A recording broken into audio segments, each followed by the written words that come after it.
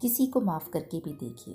प्रिय दोस्तों, नमस्कार। एक नामी उद्योगपति ने यूनिवर्सिटी के एक बड़े समारोह में हजारों छात्रों और शिक्षकों के बीच जब अपनी आप बीती सुनाई तो वहां बैठे सभी लोगों की आंखों से आंसू टपक पड़े।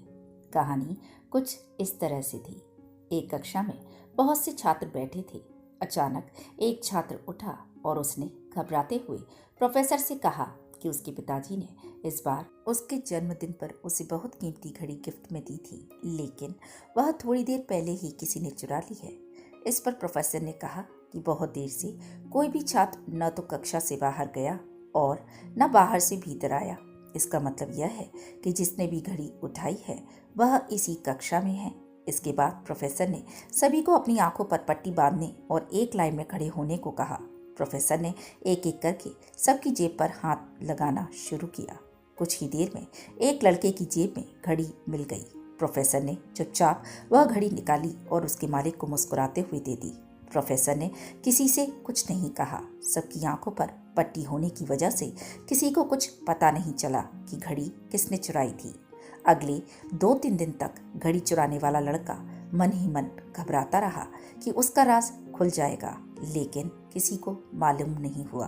कुछ महीनों में वे सभी छात्र पढ़ाई खत्म करके कॉलेज से निकल गए। बहुत साल बाद कॉलेज में पुराने छात्रों का रीयूनियन का कार्यक्रम था। वह छात्र जिसने चोरी की थी अब एक बड़ा उद्योगपति बन चुका था। वह अपने प्रोफेसर के पास गया तो उसकी आंखों से टप टप आंसू गिरने लगे। उसने प्रोफेसर से कहा, मेरे जीवन पर आपका बहुत बड़ा कर्ज है।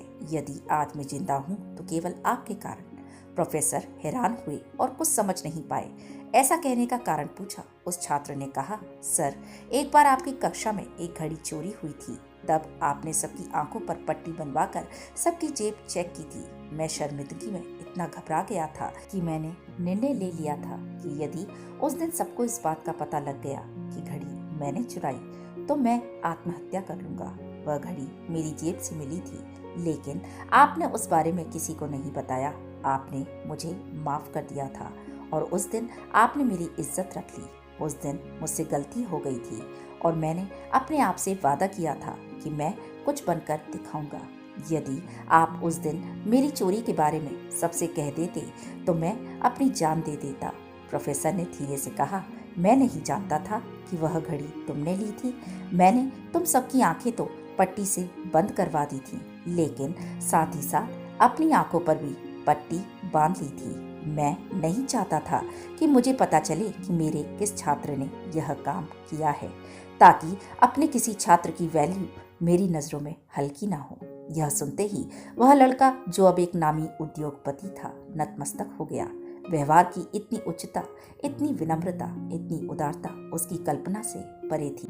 उसकी आंखों में उस प्रोफेसर का सम्मान और भी कई गुना बढ़ गया। प्रिय दोस्तों, किसी की गलती पता चलने पर उसका अपमान करना आम बात है। सबके बीच उसकी निंदा करना और सजा देना भी आम बात ही है, लेकिन उसकी गलती माफ कर आत्मसम्मान बचाने का मौका देना महानता है।